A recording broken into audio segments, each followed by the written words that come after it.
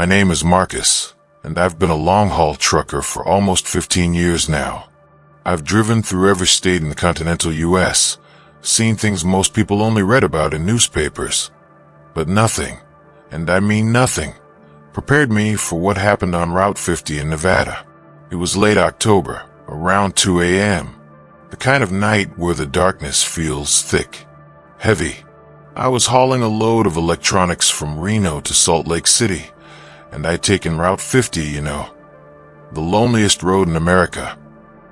They call it that for a reason. Out there, it's just you, the asphalt, and miles upon miles of absolutely nothing. I'd been driving for about 6 hours straight when I saw him, just standing there on the side of the road, thumb out, lit up by my high beams like some kind of ghost. Now, I don't usually pick up hitchhikers. Company policy, But this guy, something about him made me stop. Maybe it was the way he was dressed, just a thin jacket in near-freezing weather.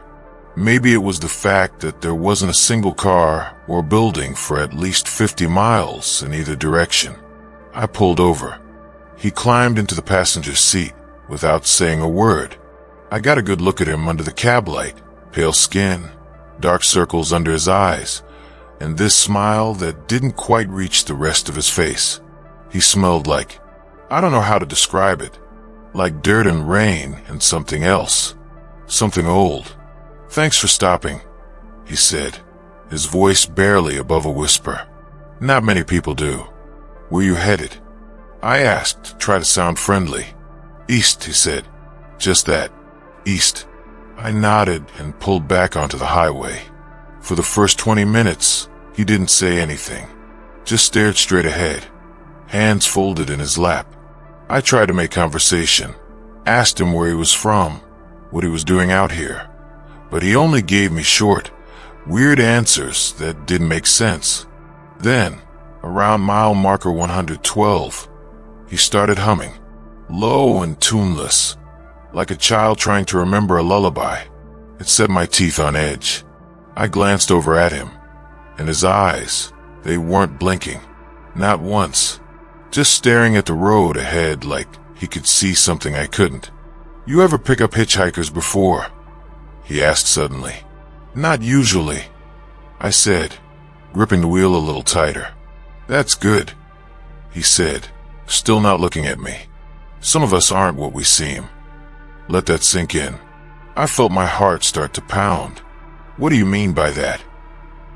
He turned to look at me then, and I swear to God, his pupils were too big. They took up almost his entire eye. You should have kept driving, Marcus. I never told him my name. My hands went ice cold. How do you know my name? He smiled wider. I know a lot about you. I know you've got a daughter named Emily. I know your wife left you 3 years ago. I know you almost hit that kid in Bakersfield back in 2019, and you still dream about it. I slammed on the brakes. The truck screeched to a halt in the middle of the empty highway. Get out, I said, my voice shaking. Get the hell out of my truck. He didn't move, just kept staring at me with those two big eyes. You can't stop here, Marcus. They're watching. Who's watching? Get out. And then, he did something I'll never forget. He tilted his head, way too far to the side, like his neck was broken, and pointed out the windshield. I looked. Standing in the road, maybe 30 feet ahead, were 3 figures. They were tall, too tall. Their arms hung down past their knees, and their heads were wrong, elongated. They just stood there, perfectly still, facing the truck. They've been following me, the hitchhiker whispered, and now they know about you. I didn't think. I threw the truck into reverse and floored it. The hitchhiker lunged at me, grabbing my arm with fingers that felt like ice, but I shoved him off. He tumbled out of the open passenger door and hit the pavement. I didn't look back. I just drove until the sun came up and I crossed the Utah border. I reported it to the police, but they never found anyone. No body on the road. No missing persons reports matching his description. But here's the thing that keeps me up at night. A week later, I was at a truck stop in Wyoming, and I saw him again, standing at the edge of the parking lot, just watching me. Same jacket, same smile, and I swear, behind him in the shadows, I could see those 3 tall figures. I don't drive Route 50 anymore.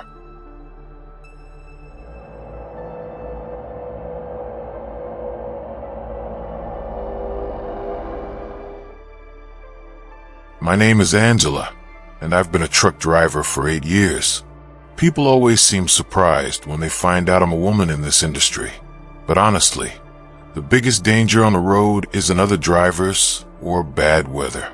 It's the places in between. This happened last spring. I was hauling a refrigerated load from Memphis to Atlanta, running a little behind schedule because of traffic. It was around 11 p.m. when I pulled into a rest stop just off I-20 in Alabama. One of those small, outdated ones that looks like nobody's maintained it since the 90s. The parking lot was mostly empty. Just my truck, a beat-up sedan, and one other big rig parked way in the back corner, lights off. I needed to use the restroom and grab some coffee for my thermos, so I headed toward the bathroom building.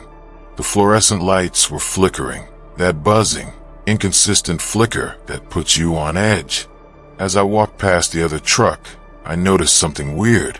The driver's side door was open, just slightly ajar, with the dome light on inside, but nobody was around.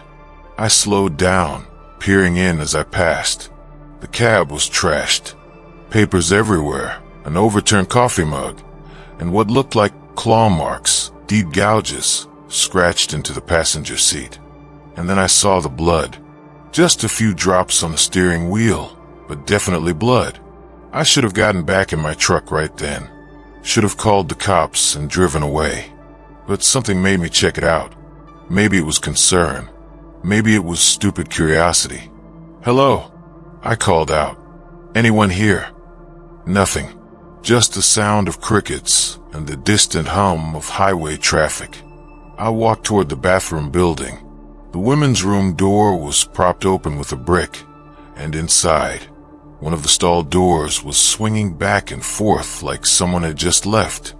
"Hello," I said again, my voice echoing off the tile walls. That's when I heard it.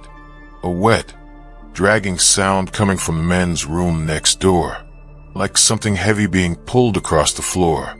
Every instinct told me to run, but I couldn't. I crept toward the men's room entrance and peeked around the corner. What I saw made my stomach drop. There was a man, at least, I think it was a man, dragging something wrapped in a tarp toward the back stall. He was bent over at an unnatural angle, his movements jerky and wrong, like a puppet being controlled by someone who didn't quite know how humans moved. The tarp was leaking. He stopped. Slowly. He turned his head toward me. And I mean just his head, his body still facing away. And I saw his face. It wasn't right. The features were smudged, like someone had tried to draw a face from memory and got it slightly wrong. His mouth was too wide, his eyes too far apart, and he smiled. I ran. I didn't scream, didn't look back, just ran as fast as I could toward my truck. Behind me, I heard that dragging sound getting faster, accompanied by this horrible clicking noise, like something with too many joints trying to run.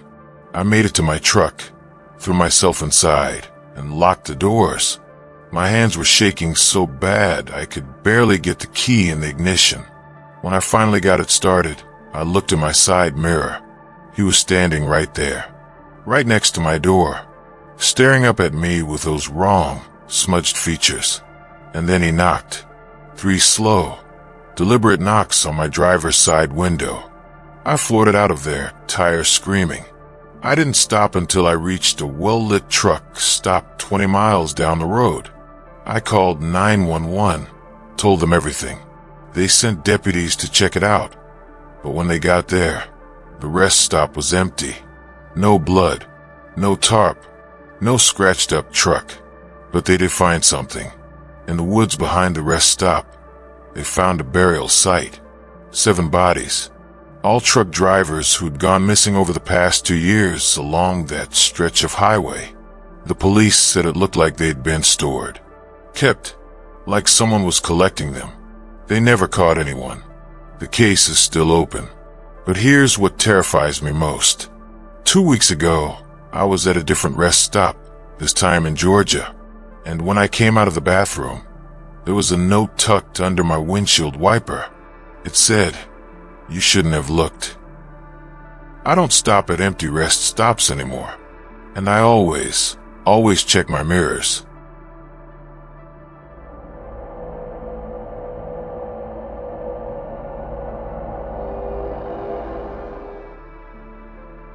My name is Tommy, and I've been driving trucks since I was 23. I'm 41 now, and in all those years, I've heard some weird stuff on the CB radio. Drivers playing pranks, conspiracy theorists rambling at 3 a.m., people having breakdowns or breakups. But what I heard last December wasn't a prank. I was hauling a load of machinery through Montana, heading west on I-90 during a snowstorm. Visibility was awful, maybe 20 feet ahead, and the roads were getting icy.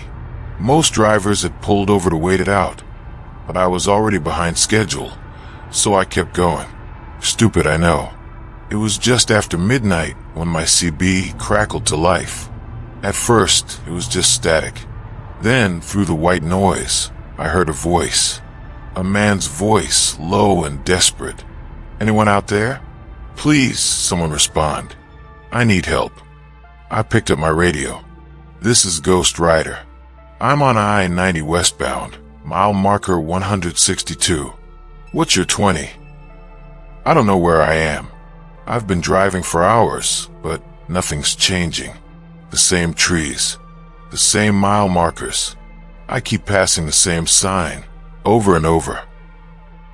I frowned. "What sign?" "Welcome to Montana," he said, his voice cracking. "I've passed it 17 times. A chill ran down my spine. "Buddy, you might be disoriented. Pull over and..." "I can't," he shouted, the desperation clear now. I tried. Every time I stop, every time I even slowed down, I see it. See what? Something's following me. Every time I check my mirrors, it's there, getting closer. It doesn't have a face, but I can feel it watching me. I glanced at my own mirrors instinctively. Nothing but swirling snow and darkness. "Listen," I said, trying to stay calm. "Give me your truck number or your company name. I'll call for help."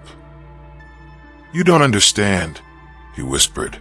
"I've been calling for help for 3 days. Nobody else can hear me. Only you." My hands tighten on the wheel. "Why can only I hear you?" "Because you're next."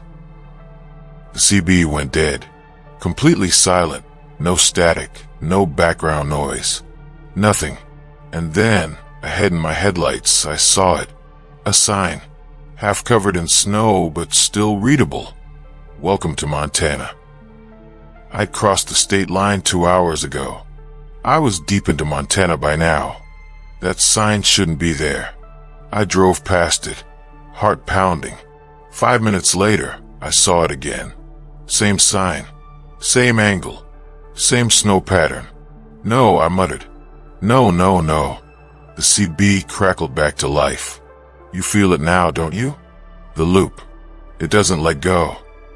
"How do I get out?" I shouted into the radio. "I don't know," he screamed back. "I've tried everything.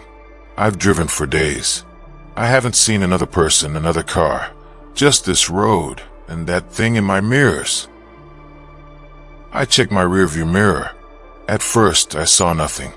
Just darkness and snow. But then movement.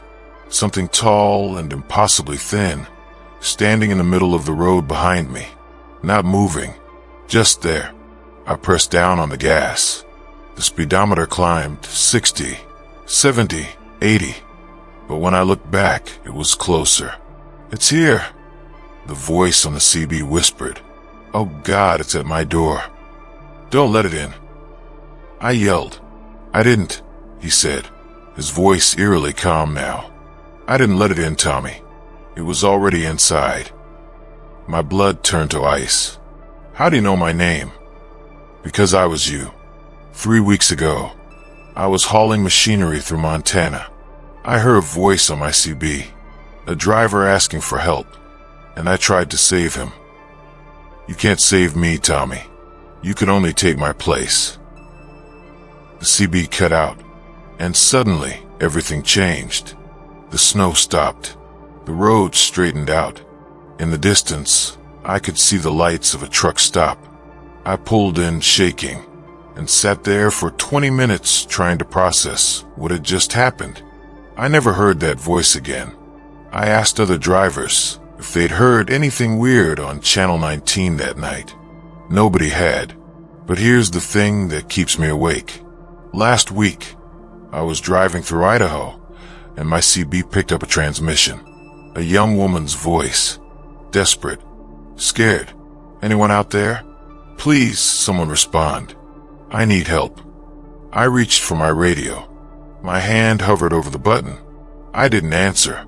I don't know if that makes me a coward or a survivor, but I think about her every day.